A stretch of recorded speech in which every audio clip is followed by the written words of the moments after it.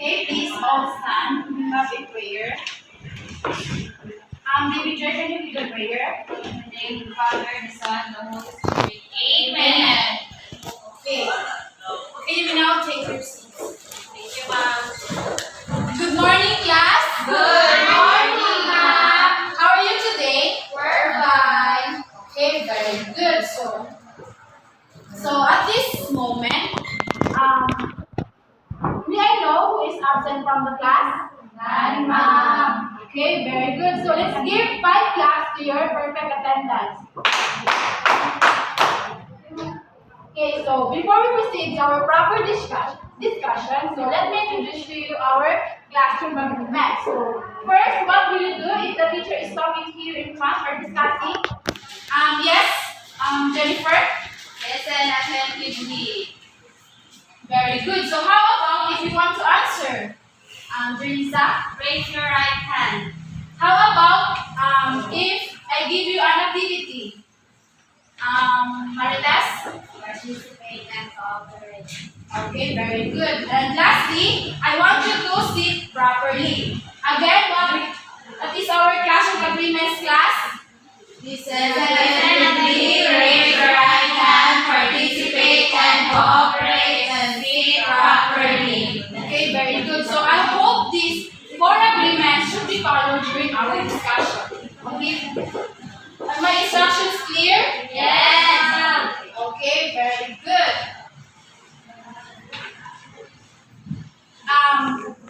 For now, I have here is says. So I want you to read. I finished my homework fast. I wanted to finish quickly so I can make the updates for my classmates tomorrow. Okay, so I want one volunteer to underline the words that are the same meaning. Who wants to volunteer? Yes, Honey Rose.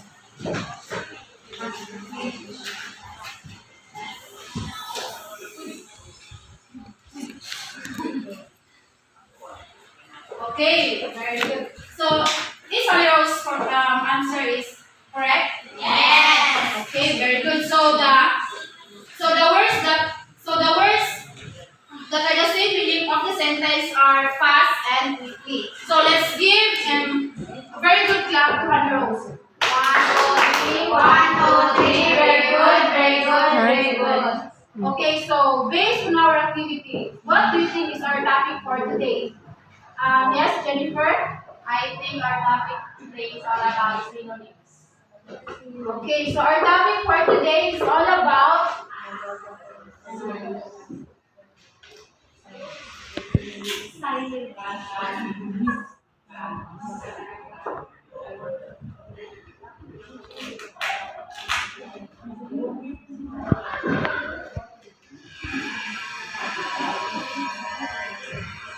Okay, so our topic for today is all about synonyms. So please read everyone. Synonyms are words that have the same meaning as other words. Example: small, tiny, angry, mad, clean, neat, fast, quickly, one, single, afraid, scared, happy, glad, beautiful, pretty, damaged, hurt, sad, and happy. Okay, so synonyms are words that have the same meaning as other words. So it is the words that are the same meaning as the other words. So we have the example: so small, tiny, angry, mad, clean, neat, fast, quickly, one, single, afraid, scared, happy, glad, beautiful, pretty, damaged, hurt, or sad, unhappy. So this is our example of the synonyms words. Okay. Did you understand that? Yes, ma'am. Do you want an activity? Yes. Okay, so I will group you into 2 groups. Let's count first. 1, 2. 1, 2. 1, 2. Okay. Let's proceed to your group now. One. One more. Done pa. Hurry up. Done pa. Out one. Here.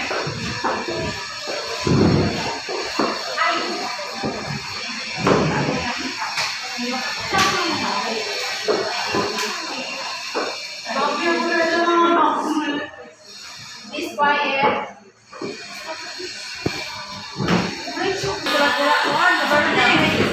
Pagbana ba? Pagbana. Quiet. Start na. Okay. Okay, listen to my instructions. So I have here example of synonym words. So I want you to raise your answer if it is yes or no. So if it is synonyms or not.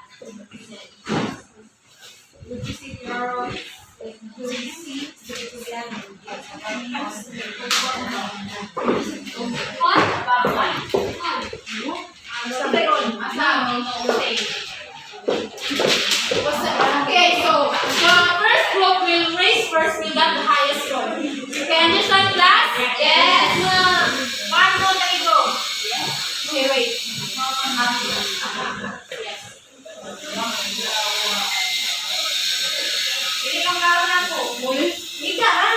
Okay, so for number one.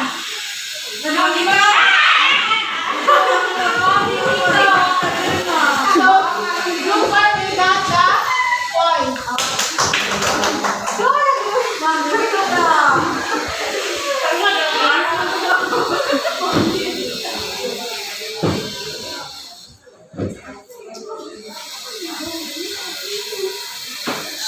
For number two.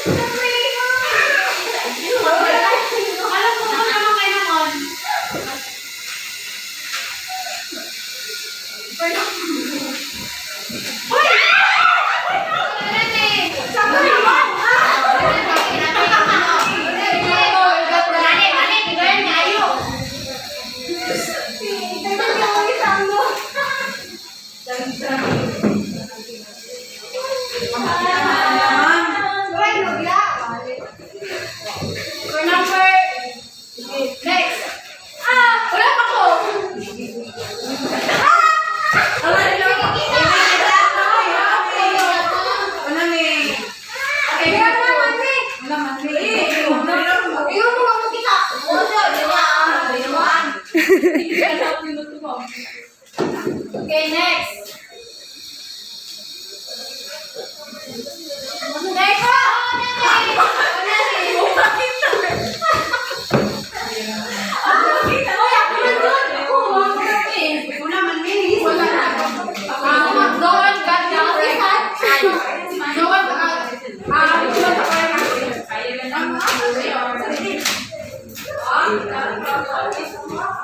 Okay, please.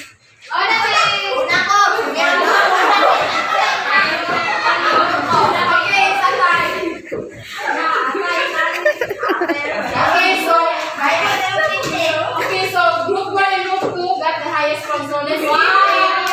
Para guys lang your page entry.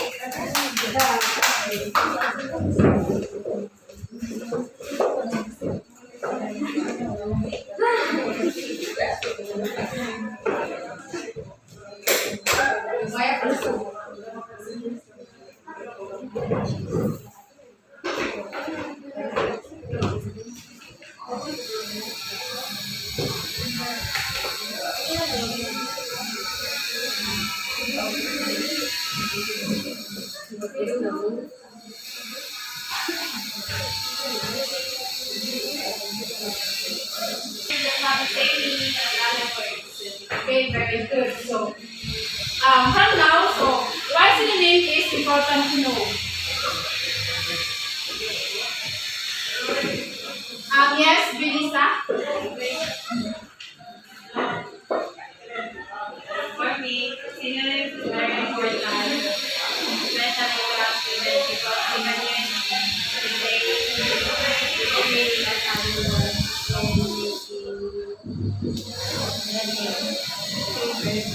So, another video? Jennifer?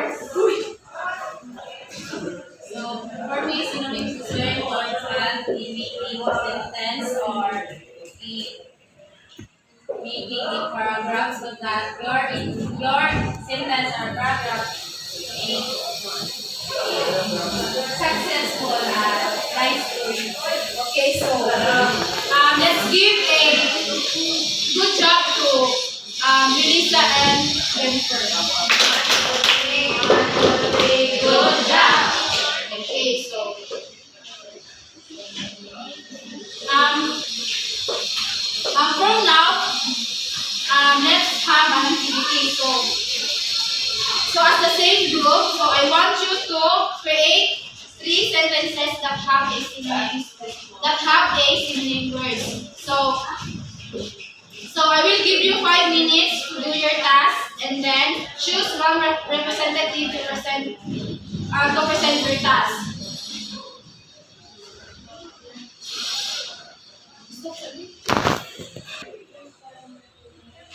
Okay, so for your rubrics in making sentences, for the category is are 4, 3, 2, and 1 for the synonym words. Have a synonym words 4. So 3 is have a little synonym words, and 2 accurately have a less of synonym words, and 1 is have no synonym words. And for the grammar, 4 is correct in grammar, 3 have a little mistake in grammar, 2 are accurately have a less mistake in grammar, 1 have a less mistake in grammar. In originality, the sentence is created originally, and 3, the sentence is not created originally. So 2, the sentence is not created originally, and 1, the sentence is copied on the internet. For the time, the students were finished on time. So 4 and 3, the students could not finish on time. 3, 2, the students could not have finished on time. 2, and 1 is the students were not used wisely the time. So please proceed to your group, and I will give you 5 minutes to do your task. Are my instructions clear? Yes, ma'am. Okay. Okay, so you now proceed your group.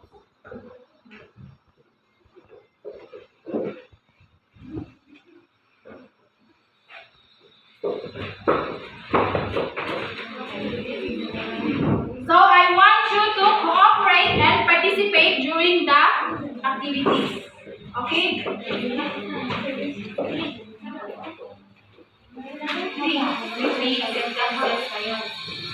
And your time starts now.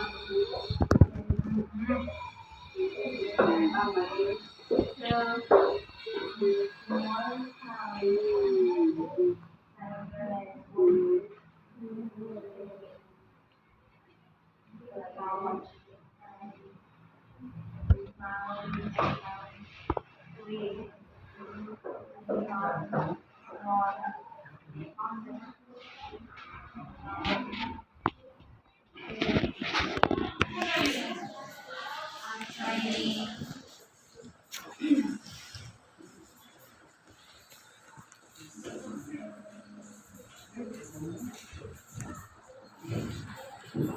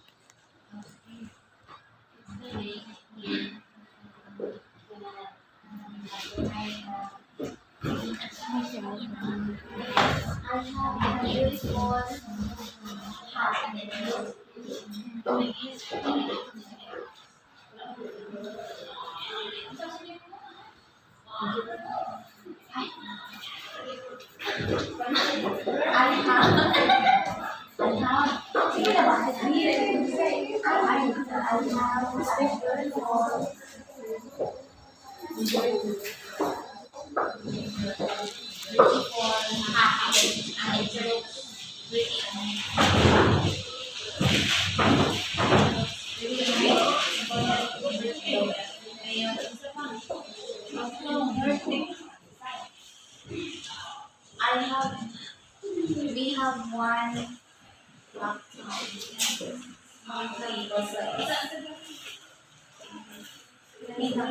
ours.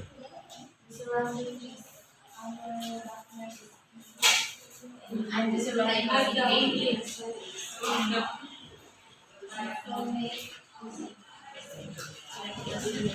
Sige na ba?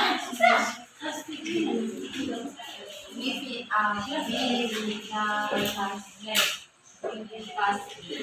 did our task.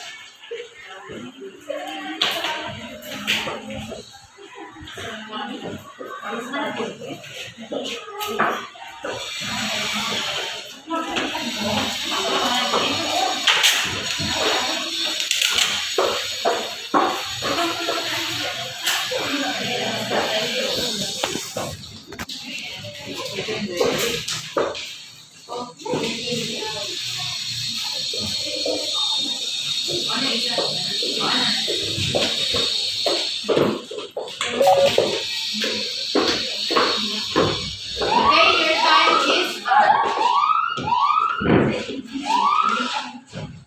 Okay, group one is proceed to your who wants to volunteer for the group one? Isa.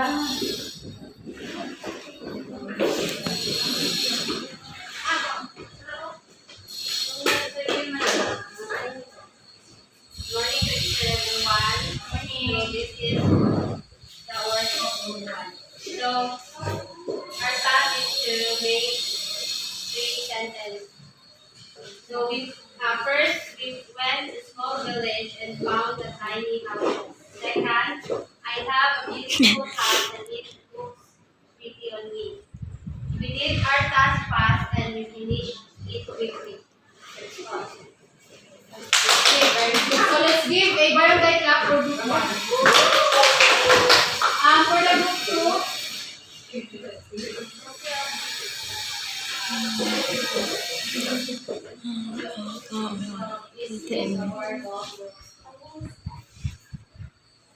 So number 1, he is small, her legs are tiny.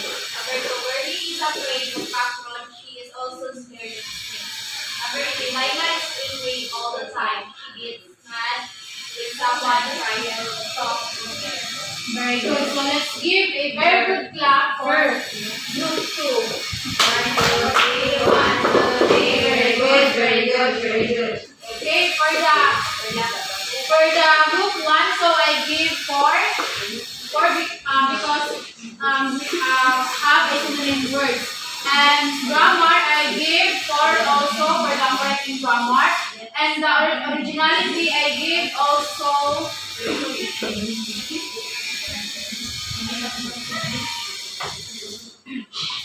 For also, from the sentence is created originally.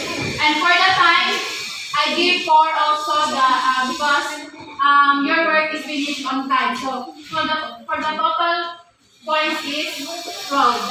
For the group 2, I give also for because have a synonym words, and the grammar I give for correct in grammar, and the originality, the sentence is created originally, so I give for, and the time I give also for because work your work is finished on time, so the total of 12 points also. So let's give a very good clap for group 1 and group 2. 1, 2, 3, 1, 2, 3, very good, very good, very good. Okay, so do you have any clarifications about our topic for today, class? And ma'am. Okay, for now, let's proceed to our quiz. For the so let's get one first sheet of paper and answer this quiz. Who wants to read the directions? Laila. Directions. Matching card directions. Match column A with the column B right on the left of the column. Okay, so get your one first sheet of paper and answer. Okay, for your assignment,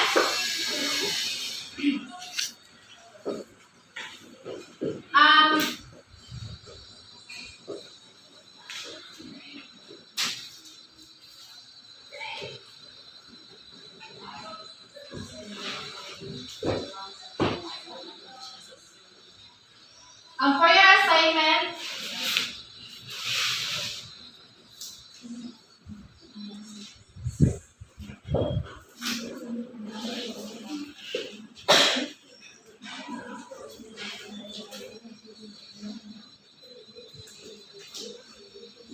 please read everyone. Assignment. Create one sentence and underline the synonym words. Okay, so that's all. First copy to your assignment. Okay, are you done, class? Yes, ma'am. Okay, that's all. Goodbye, class.